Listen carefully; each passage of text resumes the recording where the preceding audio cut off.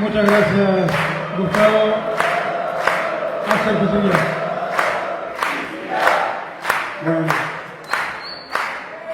compañeros, compañeras, la verdad que en primer lugar agradecer a Julián, a la organización y a este panel que yo creo que un poco escuchando a cada uno de los compañeros, me parece que por lo menos una parte del interrogante que nos venimos a plantear acá, que es este nombre del encuentro, un foro, pero la pregunta, ¿cómo construir, ¿no? El famoso qué hacer en estas circunstancias? ¿Cómo construir una mayoría popular? Nuevamente, ¿cómo reconstruir una mayoría popular? ¿Cómo hacerlo con todos los desafíos que implica este momento, esta hora, con todos los requisitos de análisis? Y todas las palabras que se han dicho sobre esto, sobre cuál es la situación, sobre la caracterización de la situación y sobre esa base, cuáles serían los elementos, la dirección para avanzar en este sentido. Yo creo, y lo digo sinceramente, me parece que una parte de esa pregunta puede ser contestada hablando, pensando, escribiendo, tareas que nos tenemos que dar, pero otra parte, como todos los grandes problemas de la humanidad, me animo a decir, solo se puede resolver en la práctica.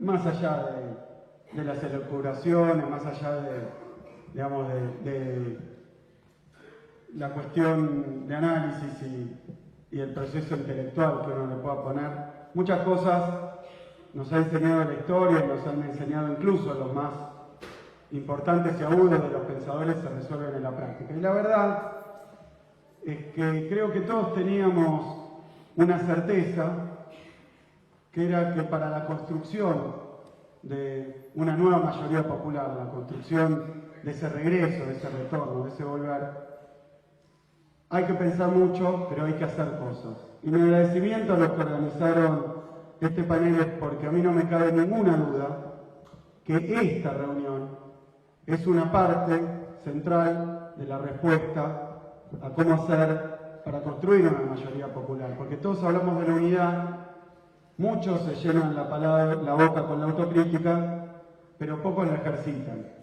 Y la verdad que estar en este panel y haber observado de qué se trató el foro, ver la enorme concurrencia, el interés, el entusiasmo, la atención que están poniendo todos ustedes, nos muestra en buena medida cuál es el camino para construir una mayoría popular. No es la unidad abstracta. El camino es juntarnos, el camino es discutir, el camino se hace, obviamente, caminando, y caminando precisamente con aquellos que no son idénticos a nosotros. Así que lo que yo quiero agradecer es que en realidad la pregunta que nosotros tenemos que responder, la responde la organización con un panel como este, donde miembros de diferentes corrientes, de diferentes situaciones, representantes de diferentes compañeros, estamos acá discutiendo juntos. La unidad se hace así, se hace juntos.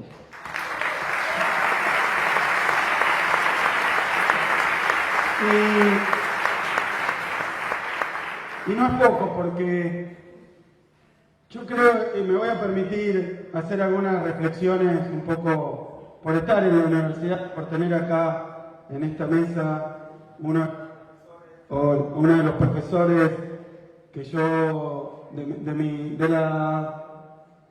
la secundaria, uno de los profesores que a mí más me marcaron, por tenerlo acá, yo me siento en parte rindiendo un examen. Así que lamento a todos ustedes que vienen a escuchar, pero en parte porque me siento como rindiendo un examen, porque la verdad que uno de los profesores que más me marcó en mi formación y tempranamente, en un momento que yo ni pensaba, yo me dedicaba a algo así como la computación, y ni pensaba estudiar ciencias sociales, pero uno de esos profesores fue Eduardo Rinesi, así que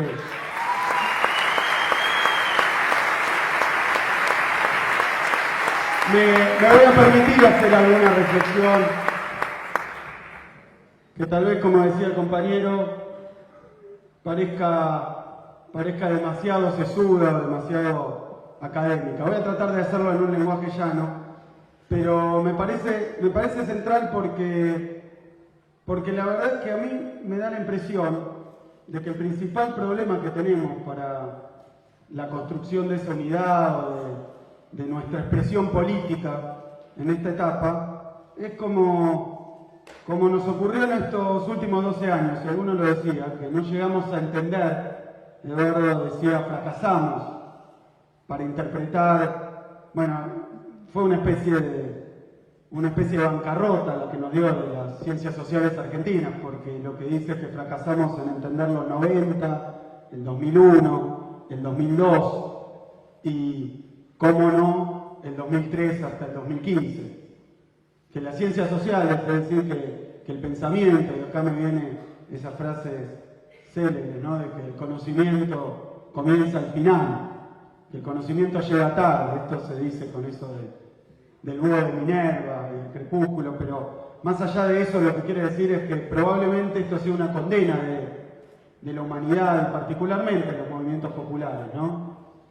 Que entienden lo que hicieron cuando ya es un poco tarde, es decir, cuando ya terminó lo que hicieron, y extrañan y sufren porque seguramente si lo hubieran entendido en el mientras tanto, si lo hubieran entendido en la marcha, se hubiera podido hacer mucho mejor, porque a nadie le cabe duda que cualquier acción, cualquier actividad, si cuenta además con el conocimiento, la comprensión profunda de lo que está pasando, es más potente, sobre todo la actividad de transformación.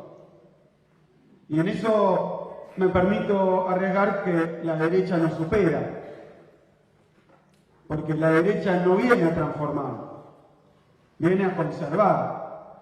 Aunque para conservar tenga que transformar mucho, lo que busca es algo que tiene que ver con plasmar y con congelar y con dejar definitivas las desigualdades, las estructuras del poder, la riqueza concentrada.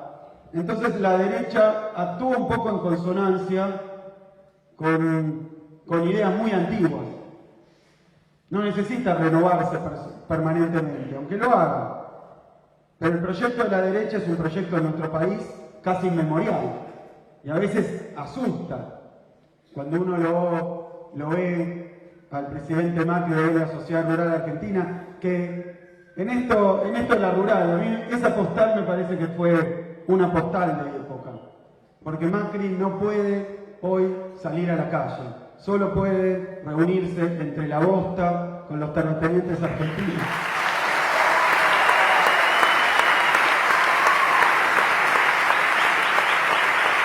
Ahí no necesita seguridad, no necesita custodia, no necesita vallas, no necesita gendarmería y las caras son de enorme alegría.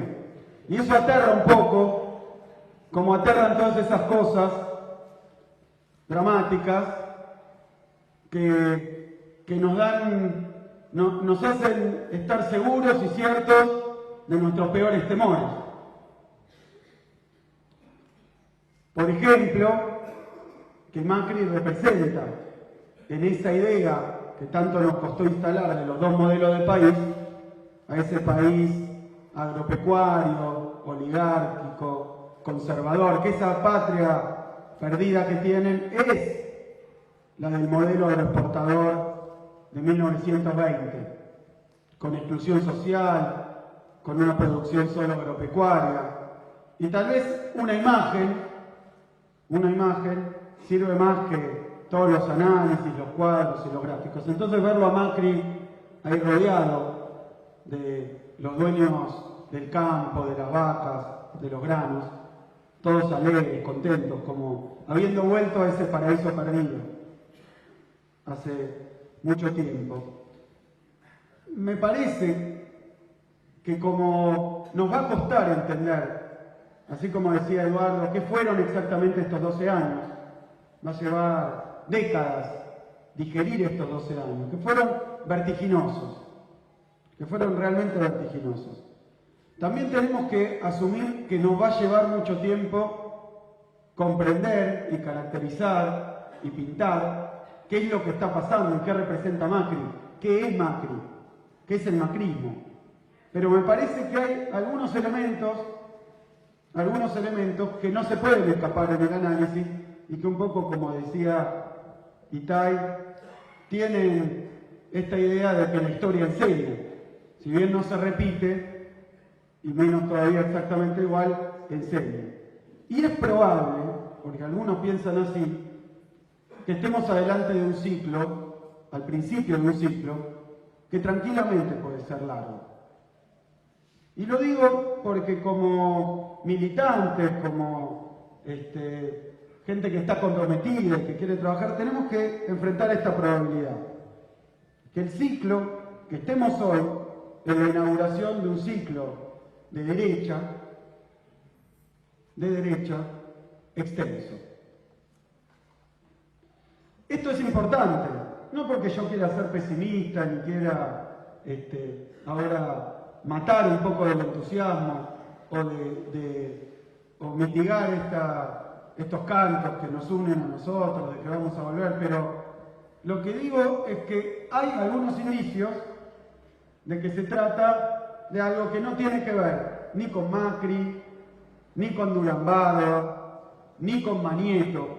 Es decir, que lo que está pasando hoy los excede, que ellos son simples actores circunstanciales de reparto de una película que es mucho más grande y lamentablemente mucho más poderosa, que es esta probabilidad de que estemos ante una situación de reflujo, un ciclo neoliberal de derecha, y decía, hay algunos indicios, porque uno podría decir, y podríamos entre compañeros, por ejemplo el Frente para la Victoria, pasarnos mucho rato, y por qué no, tal vez terminar a las trompadas, discutiendo cuál fue el pequeño error en la campaña, en las candidaturas, en el discurso, en la comunicación, en alguna medida de política económica, que nos llevó a tener la derrota electoral que tuvimos. Pero hay algunos indicios de que esto, más allá de que yo no soy de los que creen que las cosas sean inevitables, que la acción política no tenga ningún papel en la historia, evidentemente no, pero es cierto que existen hoy algunos indicios de que esto no es ni un hecho exclusivamente del peronismo, ni exclusivamente de la Argentina, sino que claramente estamos ante un cambio que por lo menos abarca Latinoamérica. Claro, pero como estamos en la bisagra, en el fleje, nosotros a escasos 9 meses, probablemente sea solo la historia la que nos puede decir si esto es una pesadilla y un mal sueño del que es fácil despertarse, o si por el contrario estamos ante una etapa, ante un ciclo, largo, corto, mediano, que tenga que ver con algo de toda Latinoamérica, y si es algo de Latinoamérica, de todo lo que está pasando hoy en el mundo. Y hay enormes indicios de esto, que uno podría seguir discutiendo el detalle, porque obviamente, como dicen, el diablo está en los detalles, el detalle importa, y seguramente muchos de nosotros nos hemos mandado grandes cagadas. Así que vale la autocrítica y vale la discusión, pero esto no nos tiene que llevar a perder la perspectiva, porque si no, también vamos a pifiar en las decisiones que tomemos. Y en esa perspectiva, yo veo que largo o corto, eso no lo sé, pero no tengo duda que esto habla de lo que está pasando hoy en el país, de un proceso, de una etapa que atañe mucho más que la Argentina, que involucra mucho más que la Argentina. Basta mirar lo que pasa en Brasil y también ver cómo con otras decisiones y visto desde lejos con otros errores distintos, el resultado es más o menos parecido. Porque seamos claros, a Dilma la están queriendo deponer, la están queriendo reemplazar, la están queriendo derrocar en base a un juicio que yo creo que en toda esta sala nadie va a poder explicar por qué es. ¿De qué la están acusando a Dilma? Miren que esto viene hace rato y todavía hoy la derecha internacional, los diarios de Estados Unidos no han podido explicar cuál fue el delito que cometió Dilma. Ni siquiera para la gilada, ¿eh? No han podido ni construir una acusación. Igual, probablemente la volteen. Es decir que lo que está pasando en Brasil, lo que está pasando en Venezuela, lo que ha pasado con el plebiscito de Evo, lo que de alguna manera está pasando también en Uruguay, lo que pasa en Chile con Bachelet, que el otro día leía que tiene una popularidad de algo así como el 12%. Es decir que todos estos procesos latinoamericanos que venían arrastrando un mismo olor, un mismo sabor, un mismo aroma, están atravesando simultáneamente y con meses más, meses menos, enormes retrocesos. Así que yo creo que un elemento de análisis, y obviamente yo podría hablar ahora un rato largo sobre lo que yo entiendo que son las causas de la situación económica del mundo hoy. Para empezar, que ese famoso viento de cola que tuvieron los gobiernos como el de Cristina y el de Néstor, en realidad, porque esto es algo que tiene que ver con ese relato que han armado desde la derecha, ¿no? Que dentro de eso que planteaba Gaitán, que yo me voy a referir porque me parece importante, ¿no? ¿Cómo se cuentan estos 12 años? ¿Qué pasó? Más allá de que probablemente nos pasemos décadas analizando qué pasó para afinarlo. Pero está en disputa la caracterización, el semblanteo general de qué fueron estos últimos 12 años, que para algunos de nosotros fueron la década ganada, para otros, y para otros muy poderosos, fue la década perdida, la década robada, una década infeliz de populismo en el sentido que le quieren dar a un gobierno vacío, un gobierno clientelar, un gobierno de dádiva, un gobierno de ficción.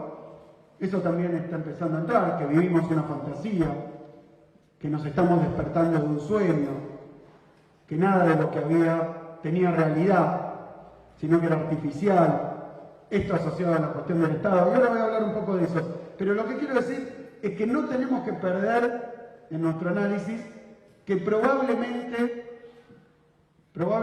no solo sea una cuestión mundial, sino que además puede ser que sea relativamente larga.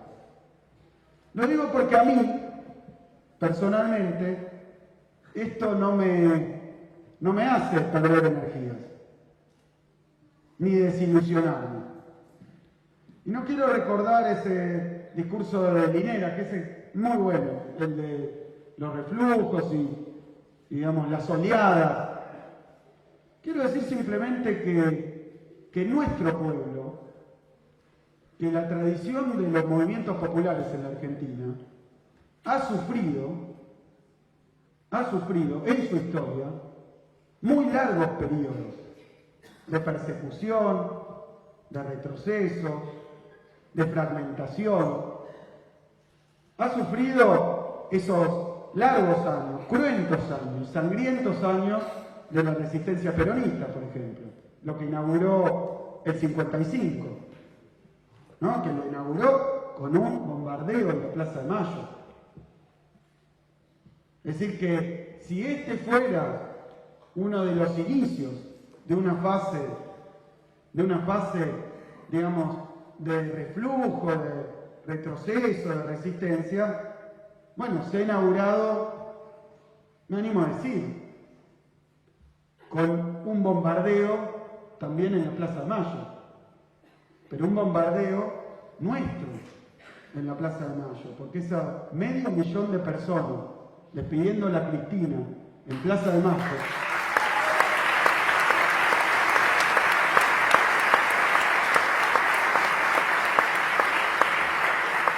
va a dejar una úlcera en el ojo de la derecha argentina por generaciones. Y lo digo porque esperaban ver que el gobierno de Cristina se fuera repudiado en helicóptero, en medio de una corrida cambiaria, rechazado por la gente, y que toda esa construcción que ahora tratan de hacer desde lo discursivo, desde lo mediático, que tampoco la quiero subestimar, fuera una realidad con la que vos decías, que se impone. Y a mí que me tocó ser ministro durante los últimos 2 años de Cristina, no me cabe ninguna duda de que lo que trataron de hacer con los Nisman, con los buitres, con las diferentes corridas, con la 125, fueron intentos de derrocar un gobierno democrático. Y acá el dato que me parece que es central, si se estuviera iniciando un nuevo ciclo, es que esta vez el gobierno popular, el gobierno de mayorías, no se fue ni por la ventana, ni expulsado, ni en un fracaso. Se fue con 500.000 personas, ya extrañando a Cristina, la misma noche que se iba.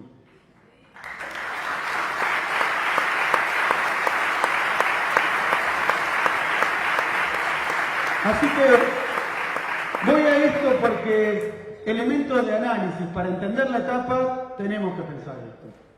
¿De qué se trata? Y a mí siempre creo que en política uno aprende a trabajar no con certezas, sino, llamémoslo así, con escenarios. Con escenarios, porque la certeza no existe en la acción política. Casi le diría que la economía, que es una ciencia bastante chota, perdón lo académico, ¿no? Pero, ¿por qué? Porque la verdad que no tenemos elementos científicos para conocer cómo puede hacer tal vez un biólogo en su laboratorio o un químico. No se pueden crear esos entornos puros, libres, en condiciones de presión y temperatura para ver qué pasa si hacemos tal cosa o tal otra. Permanentemente, con convicciones, con ideales, con certezas, permanentemente lo que uno hace está influido por 500.000 factores que ni siquiera esperaba. Pero aún así, me parece que siendo la economía una ciencia que está muy lejos de ser exacta, más difícil es en la política. Predecir, comprender completamente. Hay que estar, por eso yo digo que esto no va a ser una receta, va a ser un camino, va a ser un camino. Y no quiero con esto hablar del ensayo y el error, porque también me voy a referir al método de Macri del ensayo y el error, que es eso. No estoy diciendo eso.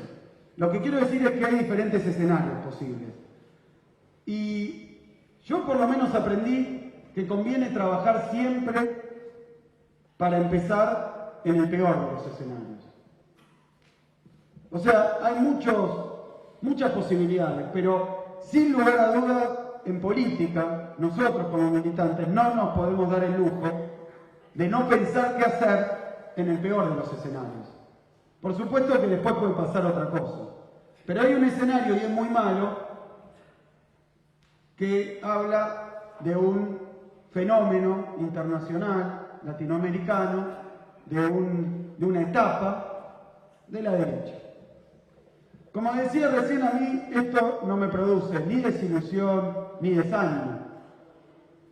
Porque cuando uno ve la historia argentina, la verdad es que fueron más los momentos donde el movimiento popular estuvo a la defensiva, trabajó en sus construcciones de mayoría, que los momentos donde ocupó el poder, el Estado y la Casa Rosada.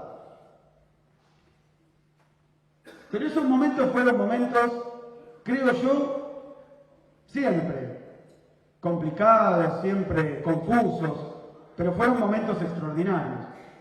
Indudablemente, no hubieran existido ni Cristina ni Néstor sin esos momentos de los que estoy hablando. Es decir que esta etapa, aun si fuera una etapa de auge neoliberal, es la etapa de la construcción de esa vuelta. Las vueltas no son milagros, no son milagros, ni son tampoco algo que ocurre sin una preparación. Y yo no voy a decir, porque indudablemente a todos nos encantaría que, así como hubo un largo sueño neoliberal en los 90, que en realidad venía de los 70, a todos nos encantaría que esta etapa neoliberal dure un instante. Pero es probable que no sea así. Y tenemos que estar preparados para que no sea así. Y creo que son muchas más complejas y desafiantes las tareas que tenemos si efectivamente estamos ante un ciclo neoliberal, general, mundial. Por lo menos con neoliberalismo en Latinoamérica. Y me quería referir a eso y traer un poco a cuento lo que pasó en los 90. Porque a mí, junto con otros compañeros, no ya tan jóvenes, que tal vez seguimos robando con esto de que somos jóvenes, pero no ya tan jóvenes, nos tocó militar durante los 90. Y a veces con Mariano Recalde, que anda por acá, me tocó discutir esto, porque con Mariano militamos en la universidad en los 90, y militamos en los barrios en los 90, y fuimos parte de esa resistencia en los 90. Quería traer esa experiencia, porque es importante entender, obviamente, desde la base de que la historia nunca se repite, ni se repite idéntica, pero sí trabajar un poco sobre qué es igual y qué es distinto, para avanzar en la caracterización de Macri. Sobre esto, yo creo que acá hay un punto importante inicial. Yo caracterizo a este gobierno como un gobierno neoliberal. Y me parece que ponernos de acuerdo sobre qué es este gobierno es un avance grandísimo. Porque ninguno de nosotros, hasta que ganó Macri, sabía exactamente qué iba a hacer este gobierno. Muchos teníamos sospechas. Y quiero decir que uno de los elementos que lo llevó a Macri a la victoria en las urnas, más allá de todas las certezas por los Melconianes, los Sturzenegger, que algunos que ya los conocíamos podíamos tener, pero una de las fortalezas y de las cosas que hizo bien Macri para llegar a la victoria electoral fue justamente un trabajo muy fino, que tampoco es de Durán Barba, ni de los Macri, ni de los Rodríguez Larreta, porque los candidatos que construyeron en toda América Latina fueron hechos con un molde, con un mismo molde. Todos los candidatos, los Capriles, los Aécio Neves, todos los candidatos vinieron con la misma campaña, muy similar, pero una de las cosas que lograron hacer es instalar que ellos no eran neoliberales y no eran de derecha. Acá pasaron un tramito de una de las tantas publicidades donde Macri le vino a decirle a los argentinos que no era neoliberal, que no era de las corporaciones, casi que no era empresario. Que no era Macri. Claro. Pero, no, y fíjense, porque yo leí una entrevista a Durán Barba, que alguno tal vez la leyó, interesante, porque Durán Barba dice que cuando él lo contrata a Macri tenía una enorme imagen negativa. Porque todos sabían que era un empresario, que era un estafador, todos sabían que era un contratista del Estado, que era un traficante, como quedó demostrado en alguna causa judicial que era un contrabandista. Todos sabían quién era Macri cuando Macri empezó en la política. Y el trabajo de Durán Barba era desmacrificar a Macri. Hacer que la gente olvidara, ignorara o se confundiera acerca de qué era Macri. Lo dice Durán Barba, y Durán Barba dice algo que me pareció muy inteligente. Durán Barba dice, entonces yo empecé a trabajar para cambiarle la imagen a Macri, que se reflejaba en que las encuestas tenía una enorme imagen negativa que nos hizo mucho confiarnos, porque todos pensaban que esa imagen negativa de Macri era lo que en cualquier balotaje contra cualquier candidato, de hecho se decía, cualquiera que entra al balotaje ganó contra Macri, porque tiene tanta imagen negativa que no puede ganar un balotaje. Y entonces empezaron a trabajar con métodos de la publicidad y del marketing. Yo creo que a los candidatos los vendieron como a las gaseosas, con publicidades, y muchos de nosotros nos burlábamos de los globitos de colores, de Macri siempre con su hijita, la que expone, ¿no? La que hace algo que no sé si ¿no? Está en el límite. Es un elemento de su publicidad electoral, como hoy leía también en el diario que lo es Aguado. Macri no es Macri, Macri es esa familia. Bueno, pero todas cosas, y dice Durán Barba algo que es muy interesante. Entonces nosotros estamos trabajando para modificarlo a Macri, para que la gente no lo asociara a Macri con Macri. Y dice, sí, pero le fue bien. Pero dice él, yo creo que hay una persona, no sé si lo dice exactamente así, una que se dio cuenta rápido de esto y nos atacó a él. Y esa persona fue Néstor Kirchner, dice Durán Barba, con eso de que, ¿se acuerdan? Mauricio Macri. Fue justo ahí. A veces uno puede pasarse acá en la facultad dándole vueltas, pero se necesita tipos con la genialidad de Néstor.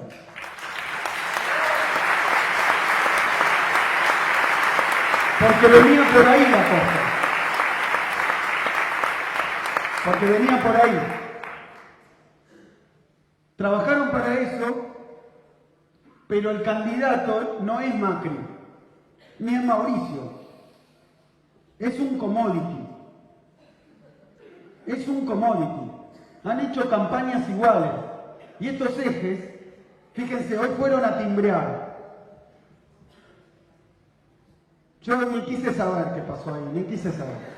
Si usó el baño, no usó el baño, no quise saber. Pero siguieron un discurso después de la timbrada. ¿Qué dijeron? A nadie le importa el tema de las tarifas. Timbreamos y a nadie le importa. Fíjense, qué maniobra. Sí, no sé a dónde fueron. No sé si ahora ya las timbreadas las hacen en un estudio de televisión con una escenografía. La verdad que no sé. No lo sé, pero dijeron eso, y dijeron los temas que les importa a la gente son el narcotráfico, la corrupción y la seguridad, que es la agenda de la derecha para Latinoamérica. No el salario real, no el empleo, no las condiciones de vida, no las cloacas. Esa es la agenda que instalaron en toda Latinoamérica. Y creo que también, en tren de autocrítica, y ahora, si me acuerdo, voy a hablar un poco de este tema de la autocrítica, pero consiguieron que la campaña, obviamente, con una inmensa complicidad de los medios de comunicación, también un fenómeno que creo que vamos a seguir estudiando por muchos años, el papel de los medios de comunicación durante esta etapa, de los medios de comunicación concentrados, porque digo, fue Clarín, fue La Nación, pero fue O Globo, pero fue la cadena Fox. Es decir, que no es un fenómeno tampoco exclusivamente argentino. Lo que han hecho en las redes sociales, con esto de los trolls, con esto del hostigamiento y la violencia, en los comentarios de los lectores de La Nación, que puede salir cualquier cosa, A veces parece que estuviera Hitler tipeando, pero eso no es violencia, Eso es libertad de expresión, porque es un foro abierto y que no se puede censurar. Pero son políticas. Y digo esto porque obviamente Macri no es Videla, Macri no es Menem, obviamente. Pero a mí me parece importante y una prenda de la unidad para construir mayorías, que estemos todos de acuerdo en esto. Que esto es el neoliberalismo, que lo que vinieron a hacer es neoliberalismo. Y es fundamental porque su campaña, su publicidad, sus intentos, van a trabajar para correrlos de ahí. Yo creo que hay que ver, así como acabo de hablar de Fortaleza, hay enormes debilidades de esta nueva derecha, de esta nueva forma del neoliberalismo. Yo recuerdo los 90, y en los 90 había una épica del neoliberalismo. El neoliberalismo llegó a salvarnos con las recetas neoliberales. Es decir, que la política económica neoliberal, que es cierto que el neoliberalismo es también un proyecto cultural y que se necesita, pero el neoliberalismo tiene un programa económico clarísimo. Tiene un programa económico clarísimo. Es una prueba ácida. No te podés equivocar en la economía si un gobierno es o no neoliberal. Después podés discutir si Macri, si Vidal, si una política, pero el neoliberalismo en economía no puede disfrazarse de nada. Porque el neoliberalismo viene a bajar los salarios. El neoliberalismo viene a concentrar los ingresos. El neoliberalismo viene a retirar al Estado. Y podrán hacer la propaganda que quieran, y podrán vestirse de gaseosa cola y rodearse de jóvenes exitosos en playas bonitas, veniendo a vender otra cosa. Pero en economía nunca te podés equivocar. Y el gobierno de Macri tiene un proyecto neoliberal para la Argentina. Y sin embargo, y acá es la debilidad que me parece que hay que marcar, es que ellos no tienen una épica del neoliberalismo. No tienen un relato donde la economía y lo que hacen en la economía coincida con el discurso y con la imagen y con la propaganda y con la construcción que han hecho. Y esto fue uno de los grandes problemas de su campaña electoral, que de nuevo contó con la complacencia, con la complicidad, con el acompañamiento de los medios de comunicación y de los opinólogos, los analistas, los editorialistas, los periodistas, los expertos de esos grandes medios de comunicación, y más que eso, porque ayudó también el Fondo Monetario Internacional, el Financial Times, el Wall Street Journal. No fue solo acá. Pero a Macri durante toda la campaña nunca le preguntaron qué iba a hacer con la economía. Cuestiones concretas, reales, obvias. ¿Vas a devaluar o no vas a devaluar? Las pocas veces que le preguntaron esto, el cómplice que tenía enfrente no le repreguntó. No era como con algunos de nuestros gobiernos que le decían, bueno, pero el cepo, bueno, pará, esa administración del tipo de cambio, no, pero el cepo que no deja vender, y el cepo. A Macri permanentemente lo dejaban escaparse. Creo, y a mí me interesa resaltarlo, porque también hay que conocer las debilidades. Y cuando vino Menem a privatizar, no lo hizo por abajo de la alfombra. No lo hizo a escondidas. Vino a privatizar con un discurso de que lo público era una cagada, de que lo público era corrupto, ineficiente, desastroso, y resultó justamente, bueno, esas campañas en las que lo vivimos, ese Neustadt diciendo, bueno, Neustadt, no sé si todos lo conocen, algunos son más chicos, pero... No. Es que ahí teníamos un Neustadt, ahora creo que tenemos bastantes, ¿no? Neustadt, que trabajan en la misma dirección. Pero fíjense que cuando privatiza, cuando abre la economía, cuando se alinean con Estados Unidos, cuando desindustrializan, lo hicieron de frente. Es cierto que la campaña de Menem, es cierto, pero digamos, cuando tomó la opción neoliberal, la tomó abiertamente, la defendía y la ejecutaba. Hoy uno de las grandes debilidades, y creo yo, una de nuestras claves hoy para construir una nueva mayoría, es precisamente que hay un divorcio absoluto entre el discurso de este gobierno, entre la campaña con la que llegó Macri al poder y lo que efectivamente está haciendo en la economía y las consecuencias de lo que está pasando en la economía. Mucho más que la economía, pero en la economía particularmente. Y me parece que ese trabajo es una tarea de hoy y de ahora. Trabajar sobre ese clivaje, sobre esa verdadera grieta entre la realidad y el discurso de Macri. Porque ellos no han logrado construir la idea de que el gobierno anterior hizo todo mal, que el Estado no tiene que intervenir, que los pobres son pobres porque son vagos y porque no se esfuerzan. No han logrado hacerlo antes de llegar al poder. Y el otro punto que me parece, que por eso tenemos todos, creo que compartimos toda una sensación, yo la voy a tratar de poner en palabras. Todos tenemos la sensación, me parece, de que Macri quiere ser oficialismo con los mismos recursos que usó para hacer oposición. ¿No le da esa impresión? Que Macri es oficialismo, pero habla como si fuera opositor. No se termina de hacer cargo. Otra gran debilidad, que para mí es producto de esto, de que no han logrado, si bien hay una hegemonía del sentido común de derecha, neoliberal, pero no han logrado instalar el discurso que necesitan para hacer lo que están haciendo. Y me permito decir algo más en términos de nuestras tareas y de la autocrítica, que es la inversa. Si Macri es oficialismo, actuando y hablando como si fuera oposición, nosotros estamos acá porque sabemos que no podemos ser oposición actuando como si fuéramos oficialismo.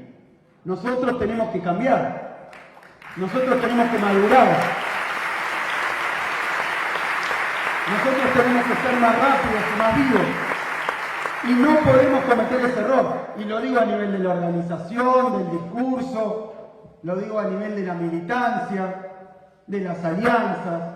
No podemos cometer ese error, que creo que es algo que es fácil de decir, pero después de 12 años, y me parece que parte de esa idea de la autocrítica tiene que ver con eso. La autocrítica que aparentemente nos tenemos que dar es una autocrítica con respecto a cómo fuimos gobierno. Pero me animo a decir que es importante, pero que no es el mismo esfuerzo al que yo no llamaría autocrítica. La palabra autocrítica a mí me parece que nos la instalaron ellos. Y a mí no me gusta, no porque no sea autocrítica, yo me considero una persona muy exigente conmigo mismo, muy casi torturado, y paro ahí. Pero esos que se van a acostar y empiezan a pensar que hicieron mal casi hora por hora del día y te da al final que no hiciste casi nada, todo lo bien que lo podrías haber hecho. Yo me considero eso, pero como movimiento, esos procesos de autoflagelación, la verdad que nunca he visto yo que sirvieran. De hecho, la idea de autocrítica, fíjense que el problema de la autocrítica, a mí me gusta decirlo así, porque la palabra autocrítica habla de un proceso reflexivo, ¿no? Y suele empezar una autocrítica con la palabra yo. Y si algo hemos visto muy poco de esta autocrítica, de nuestro movimiento, son estas frases que empiezan con la palabra yo. Siempre la autocrítica fue, qué sé yo, el candidato que Cristina puso, y porque seamos vagamente del mismo espacio político o fervientemente, pero cada uno en su posición, eso es una autocrítica menos. Lo que pasa es que la otra autocrítica, la que dice yo me equivoqué porque no milité la campaña, porque no hice no sé qué, porque... Bueno, esa todos vemos que tampoco sirve demasiado. Yo creo que no tenemos que hacer una autocrítica en ese sentido. Y además que nunca satisface a quienes nos la piden. Porque lo que esperan que hagamos con la autocrítica es que digamos que es verdad. Que es verdad que Cristina se equivocó al estatizar YPF. Que Cristina se equivocó al orientarnos hacia un multilateralismo con China, Rusia, Latinoamérica. O sea, la autocrítica, para que los deje tranquilos, tiene que darle la razón a ellos. Y tiene que llegar a la conclusión de que el gran error, de que uno de los más importantes movimientos políticos nacionales y populares se equivocó porque no fue neoliberal. Y la verdad es que mi conclusión de la autocrítica, la primera, es que ninguno de los puntos que Clarín y Macri y Carrió y los que hoy son oficialismo nos plantean como errores nuestros son errores. Ninguno de esos puntos habremos tenido montones de errores, pero no son eso. No nos equivocamos al confrontar con algunos sectores del capital concentrado. No nos equivocamos al confrontar con el capital financiero internacional bajo la forma de los buitres. Esos no son nuestros errores. O sea que a mí, como la autocrítica tiene este problema de que a veces es muy pequeña porque refiere realmente a lo que yo no hice, pero no termina de construir algo conjunto, y por otro lado nunca satisface al que nos la pide, porque lo que nos pedían era que tuviéramos ideas tan lavadas como algunos candidatos de pseudo oposición, y nosotros no tenemos esas ideas, ni nos queremos disfrazar de quienes las tienen. Como no va a ir hasta ahí, yo creo que lo que tenemos que hacer realmente es un balance, donde hay cosas que estuvieron bien, cosas que estuvieron mal, cosas que faltaron, cosas que estuvieron bien pensadas, pero mal ejecutadas, cosas que estuvieron bien pensadas, bien ejecutadas, pero mal comunicadas, con lo cual no tuvieron el efecto. Es decir, hay muchísimas cosas que forman parte de este balance. Pero me parece a mí que también esa idea de que nosotros tendríamos que estar años viendo en qué nos equivocamos, pasa por alto estos dos elementos. Primero, que probablemente yo no me ponga de acuerdo con un Melconian, un Pratgate, un Sturzenegger en qué hicimos mal en la economía. Con lo cual nunca nos van a aplaudir por nuestra hermosa autocrítica en los medios de comunicación. Porque probablemente lo que digamos los decepcione mucho. Y está en la línea de lo que acá se planteaba. Si a mí me preguntan una autocrítica, nos faltó industrializar, como decía Leandro. Nos faltó. Nos faltó hacerlo más profundamente, nos faltó tener más instrumentos. Pero eso es probablemente que nos faltó más Estado, no menos Estado. Con lo cual ya de movida no vamos a estar de acuerdo. O que nos faltó más integración latinoamericana. Indudablemente. No le va a gustar nuestra autocrítica. No le va a gustar. Y está bien que no le guste.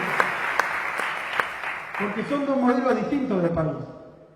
Y me interesa volver a la experiencia de los 90, porque decía que muchas veces a quienes estamos del lado del campo popular nos tocó pasar al lado del reflujo, de la resistencia, del repliegue. Y quiero marcar algunas diferencias centrales con los 90, porque me parece que es importante conocer la experiencia, pero también conocer qué tuvo de igual y qué tuvo de distinto. En los 90, la verdad es que el neoliberalismo había conseguido calar mucho más hondo que lo que yo entiendo que está pasando hoy en Latinoamérica. No me cabe ninguna duda, y en nuestro país. ¿Por qué? Bueno, porque le falló el paso 1 del plan para implementar un modelo neoliberal en la Argentina con apoyo popular, no en las urnas, con una campaña. La campaña de Macri, y esto es un elemento que no hay que olvidar, fue falluta, fue una campaña de estafa. Mintió y hoy no está probablemente algún instrumento como 678 para que todos los días o para que haya alguna... Pero a todos nosotros en la militancia esto nos da una gran ventaja. Basta recordar cualquier momento de la campaña de Macri para demostrar que Macri ganó las elecciones mintiendo, alevosa y descaradamente, engañando. Y me parece que es un punto central, yo no me canso de decir esto, porque tenemos que hablarle a los que votaron a Macri, y para el que lo votó a Macri, hoy debe ser complicado. Y yo entiendo porque cada uno de nosotros, para cada uno de nosotros, reconocer que metiste la pata es algo difícil. Reconocerlo en serio. Más cuando están en juego cosas tan importantes, subjetivamente, ¿no? Le pasa a cada uno en su vida familiar, por ejemplo. A mí me pasa con mi mujer, que no está acá, así que voy a... Cada vez que uno mete la pata y dice, bueno, vamos para allá porque no va a haber tráfico, y se encuentra que se metió en la galleta más grande de la historia, empieza, no, pero por el otro lado, seguramente el otro camino está peor que ahora, y empieza a buscar justificaciones porque efectivamente la cagó. Y cuando uno la caga, reconocer que está infringiéndose, ¿no? Generándose un mal en uno mismo, no es fácil. Y esto pasó en estas elecciones. Pero yo creo que no hay que echarle la culpa a los que votaron a Macri, porque esta vez, por primera vez, creo que en toda la historia de las campañas argentinas, hubo una campaña de estafa, deliberada, armada científicamente, con focus group, armada con encuestadores, con tipos de todas las disciplinas. Una campaña diseñada para que los votaran y decir cualquier cosa que pudiera contribuir a que los votaran. Fíjense, esos eslogans que uno dice vacío. Todo lo que está bien va a seguir y todo lo que está mal lo voy a cambiar. Perdón, si yo me creo eso, yo los voto. ¿Quién no quiere que todo lo bueno siga y todo lo malo cambie y mejore? ¿Qué pasó? El problema es que llegaron al gobierno y todo lo que estaba mal lo empeoraron y todo lo que estaba bien lo destruyeron. Así que ese eslogan que tenía, partiendo de ese eslogan, no es difícil trabajar para explicarle, incluso a los que lo votaron, que los estafaron. Y equivocarse no es lo mismo que ser estafado. No es lo mismo. Porque si uno compra algo, qué sé yo, una propiedad, y aparece el escribano, y va al registro de la propiedad y te dice la propiedad existe y es de él, y después va si es un baldío o no existe la dirección o algún elemento. Eso es una estafa. Eso es distinto. Por más avispado, por más desconfiado, si sistemáticamente y un montón de gente, porque acá no era Macri el candidato el que mentía, era realmente un sistema, un artefacto para convalidarle permanentemente esa mentira. Pero ahora choca con la realidad. Y eso a nosotros nos da un instrumento muy poderoso de la militancia. Y acá voy a lo de los 90. En los 90 había ciertas cosas, con la caída del muro de Berlín, no quiero ponerme, pero se hablaba del pensamiento único, del fin de la historia, de que el neoliberalismo iba a durar para siempre. Esto del fin de la historia era eso, se acabó la Unión Soviética, antes había dos modelos, ahora quedó uno solo, es así, cómanselo mansamente porque de esto se trata. Y tan fuerte era que creo que uno de los principales problemas que tuvimos en la militancia de los 90 es que muchos dudamos de si no era así. Y fíjense, me acuerdo un foro que hubo en Porto Alegre, ¿no? Que hablaba de que otro mundo es posible. ¿Se acuerdan? ¿Alguien estuvo por ahí? Bueno, en 2001. Otro mundo es posible. ¿Pero por qué? Porque no era una realidad. No era, sí, la idea del mundo entero, pero también que no había ninguna certidumbre de que pudiera llevarse adelante un gobierno, una economía, un proceso político que no fuera en el fondo neoliberal. Y eso había calado muy hondo, se había convertido casi en parte del sentido común. Hubo un aparato de propaganda trabajando esta idea y que la instaló. Y no solo, digamos, para el público masivo. Era una corriente en las ciencias sociales, bueno, Fukuyama, toda esta idea. Fukuyama, el ideólogo de esto del fin de la historia, era, como no podía ser de otra manera, un exfuncionario del Departamento de Estado de Estados Unidos. ¿Vieron eso de que las casualidades no existen? Pero fundó una corriente ideológica que entró en las ciencias sociales, que modificaron los planes de estudio, se discutía el fin de la historia. Y había algunos giles que decían que no. Pero atacaron la posibilidad de la política para transformar, como instrumento de transformación de los 90. Y generaron incluso movimientos de resistencia al neoliberalismo, que eran todos fragmentados, porque esta ideología, que también entró entre compañeros y movimientos, era que solamente podías pelear por cambiar tu manzana, que tu lucha era tu lucha. Y en particular, y esto lo digo porque es fundamental, que el Estado era necesariamente un aparato de opresión, de dominación, que el Estado era un instrumento solo de la burguesía, de las clases dominantes, de los grandes empresarios, que solo ellos podían manejar el Estado y solo para excluir. Miren, me acuerdo de una frase que es del Manifiesto Comunista, donde Marx dice que el Estado es la junta de negocios de la clase burguesa en su conjunto. Y yo me peleé mucho con esa idea porque yo no creo que eso sea el Estado. No creo que eso sea el Estado. Porque eso es como una caricatura, que el Estado siempre es un instrumento de dominación, de opresión, que el Estado solo le sirve a los poderosos para joder a los débiles, para terminar con sus derechos. Pero claro, del 76 hasta el 90, el Estado se ocupó de eso. Y esa idea de Marx, de que el Estado es la junta de negocios de la clase burguesa en su conjunto, me parece que fue muy discutido. Yo estaba seguro de que no era así. Siempre estuve seguro de que no era así. Tengo que decir y confesar que lamentablemente Macri es el único que ha cumplido a rajatabla con esta frase del Manifiesto Comunista. Es el único, porque ha metido a los gerentes de las corporaciones adentro del gobierno a tomar las decisiones. Ha convertido el Estado en una junta de negocios. Ha convertido el Estado en un poroteo de las grandes empresas.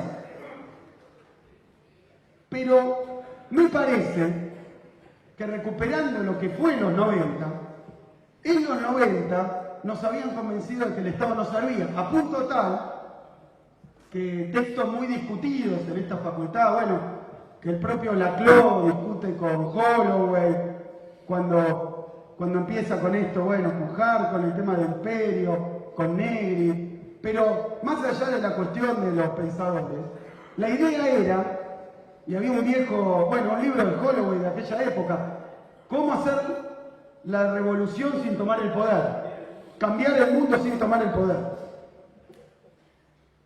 Que esto quería decir que los movimientos populares teníamos que resignarnos a que el Estado y el poder no servían, que no eran más que un aparato de opresión sobre el pueblo. Y me parece que esto es importante porque estos 12 años, de todas las enseñanzas que vamos a sacar de estos 12 años, y de todas las fortalezas nuevas que tenemos, por más que sea un gobierno neoliberal, tenemos que al gobierno neoliberal de Macri le falló el primer paso. No tiene el momento fundacional.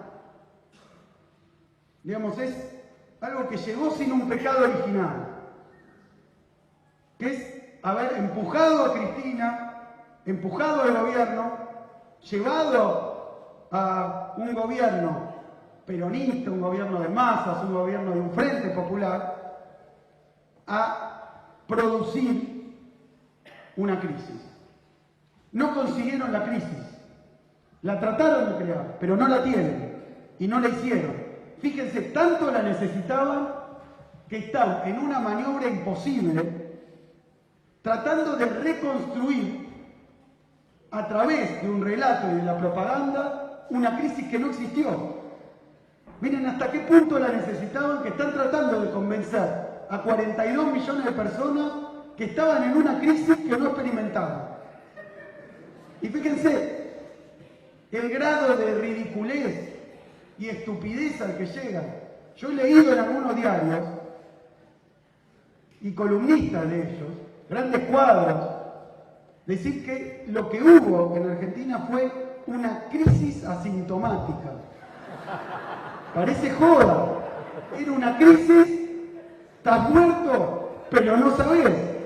De eso quieren convencer a 42 millones de tipos. Tenemos una enorme fortaleza, porque necesitan esa crisis, porque siempre que en Argentina impusieron el ajuste, la privatización, la apertura, el tarifazo, fue para salvar al mundo y al país de una crisis. Así fue el menemismo con Cavallo, así fue Martínez de Oz, e incluso el Rodrigazo, que anticipa, bajo todavía el gobierno peronista, una crisis con un programa de ajuste.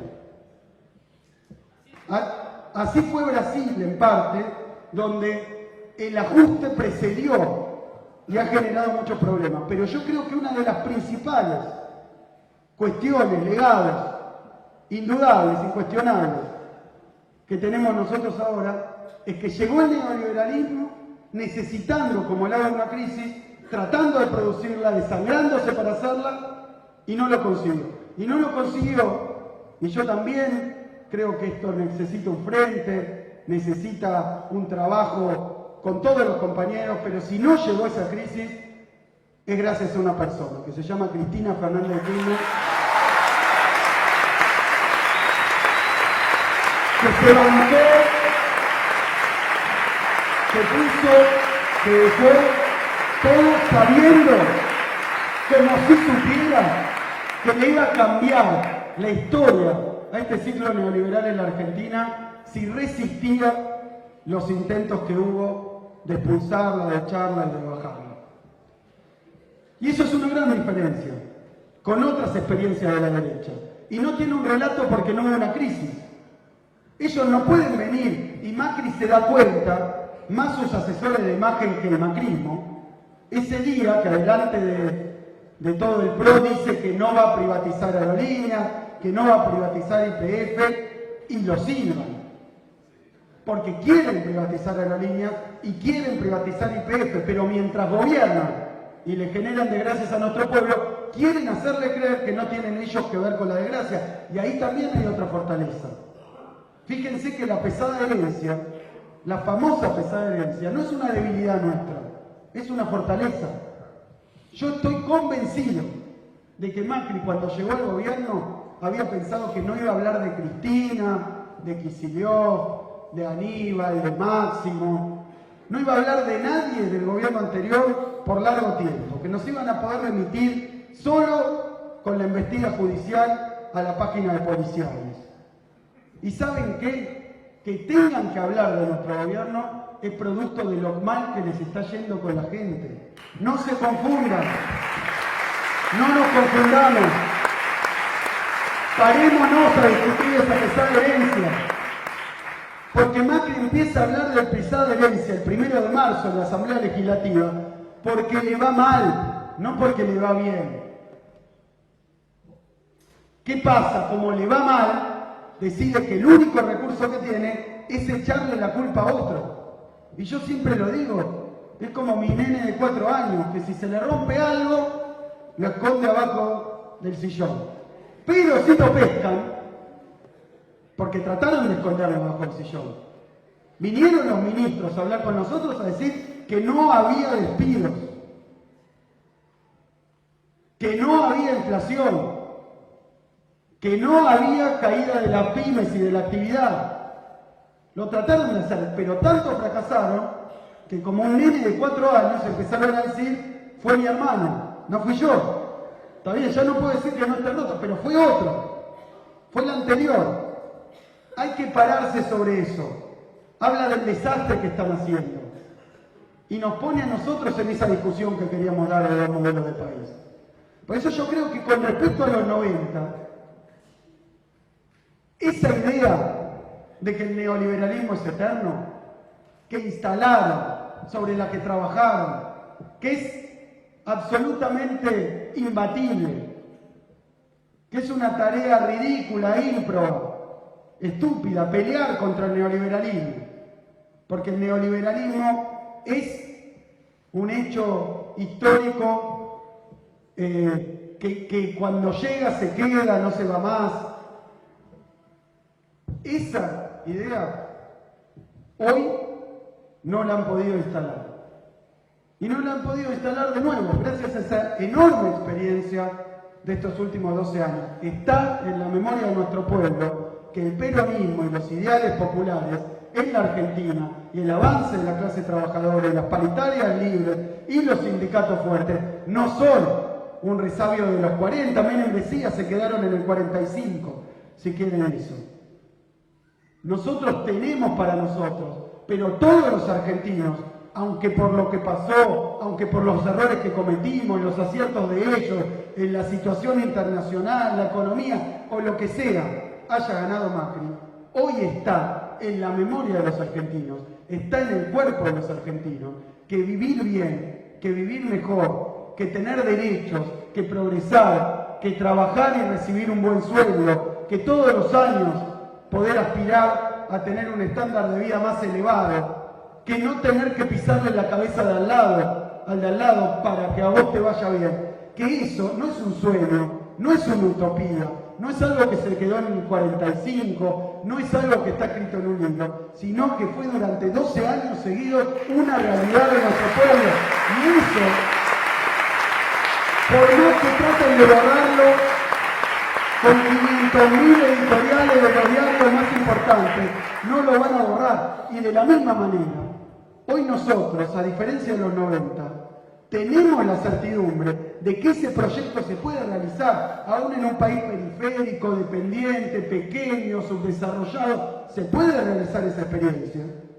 Y que también no se trata solamente de resistir en tu lugar para que no, sino que lo que hay que hacer es disputar el poder. Porque el Estado es un instrumento para transformar la realidad. Porque el Estado es cuando está en manos de los partidos políticos, de los movimientos, de los frentes populares, es un instrumento de transformación social, es un instrumento de bienestar, es un instrumento de crecimiento y es un instrumento de inclusión. Lo mostramos, lo hicimos. No nos van a convencer y colonizar con que no aspiremos al Estado porque no es para nosotros. Estas son diferencias muy grandes con otras etapas. Lo que no quiere decir y no quita lo primero que dije, que puede ser que estemos ante un fenómeno mundial muy poderoso, muy fuerte y tal vez prolongado. Pero tenemos que aprender y tenemos que saber que, como todas las veces que le tocó a los movimientos populares, no estar en el Estado, no haber conquistado el poder a través de las elecciones, porque nunca a un movimiento popular se le puede achacar ni un golpe antipopular, ni llegar con minorías y con elites, ni con persecución a otras fuerzas políticas. Pero nunca que llegó al poder un movimiento popular lo hizo de otra manera que no sea a través de un gran movimiento, a través de un gran frente. Nunca. Es así. Y nuestras identidades, que obviamente por trabajar con otros, por estar organizados en frentes más amplios, no perdemos nuestras identidades, de ninguna manera. Yo creo que es la única manera de conservarlas.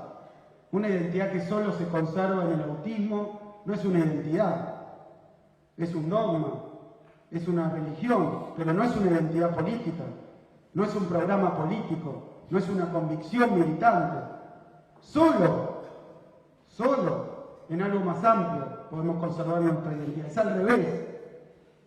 Pero yo creo que nuestra receta política para esta etapa, viendo, y ya para terminar, lo que pasó tantas veces en Argentina, sabiendo que esto es el neoliberalismo, y que es un neoliberalismo vergonzante, que es un neoliberalismo sin retórica neoliberal, Nosotros hoy tenemos una primera tarea, que es desenmascarar al neoliberalismo, mostrarlo tal cual es. Y no es difícil, porque se ve por lo que decía el compañero.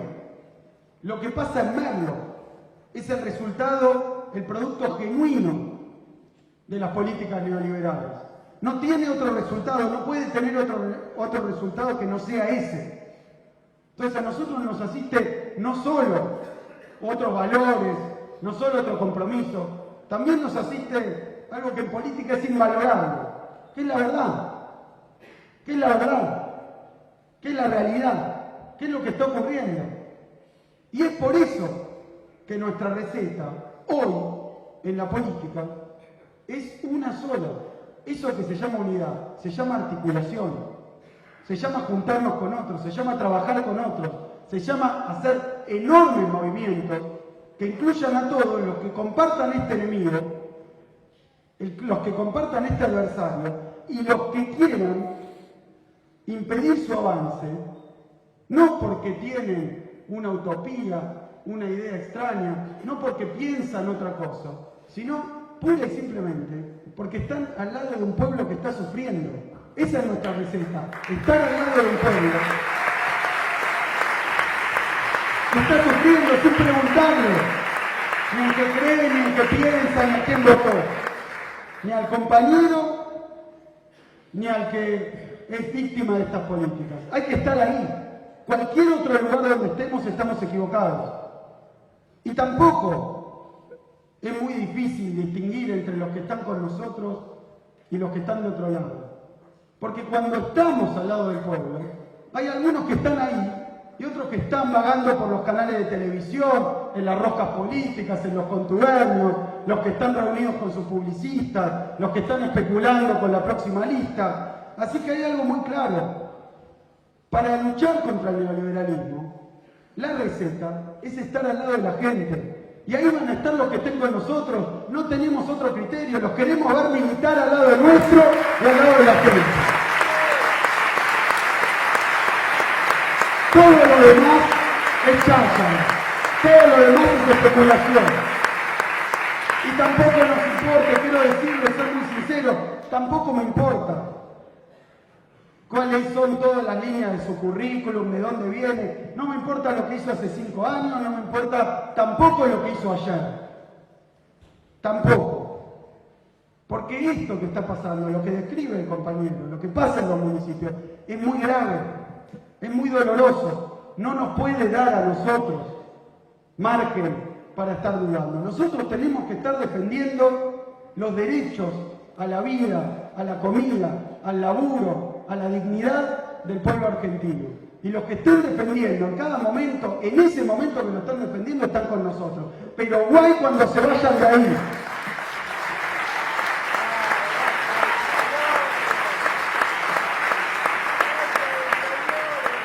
Y los vamos a criticar y los vamos a señalar. Pero tienen un camino fácil para estar bien con nosotros, volver ahí.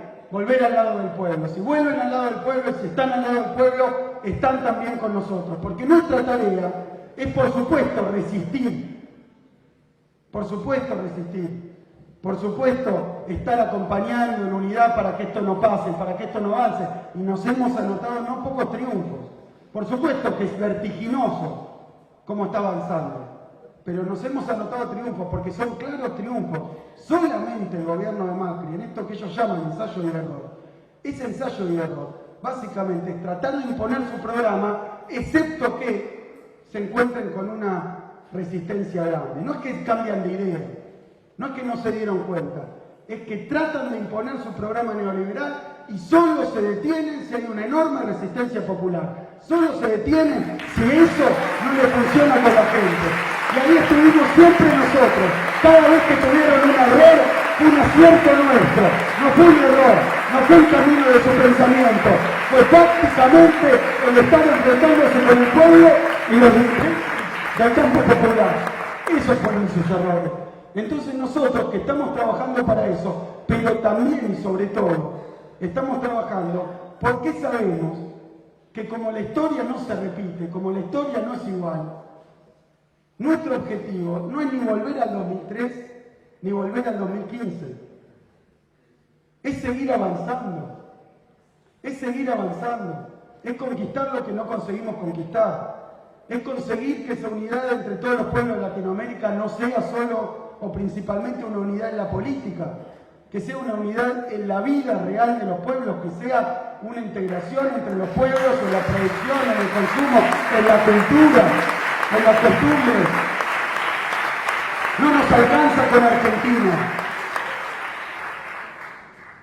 Y eso, estar trabajando en los puntos centrales de ese programa, en los puntos centrales de nuestros objetivos, eso es lo que no solo nos va a dar unidad, nos va a hacer pensar, nos va a llevar a hacer naturalmente los balances de cómo nos fue, porque no es un balance para castigarse, es un balance para avanzar.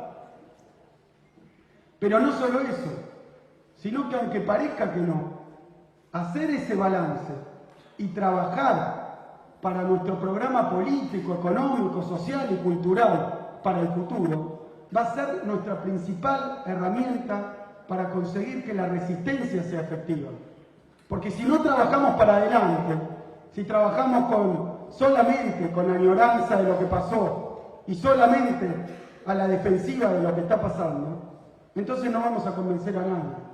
Vamos a convencer a todos los argentinos de que nos acompañen cuando los convenzamos no solo de que lo que se hizo estuvo bien en determinados aspectos, de que las cosas que pasaron pasaron y no eran fantasía, sino de que pueden pasar de nuevo y pueden pasar mejor y pueden pasar más profundo, y que Argentina es un país que si logramos trabajar en un programa de transformación del país, ponernos de acuerdo en los puntos básicos de ese programa, Argentina puede ser un país donde haya más exclusión, donde haya más crecimiento, donde haya más industria, donde haya más pueblo, donde haya más militancia y donde haya más transformación del país. Y ahí sí, compañeros y compañeras, vamos a acordarnos de esto como un momento que nos sirvió para crecer, para militar y para volver. Muchísimas gracias.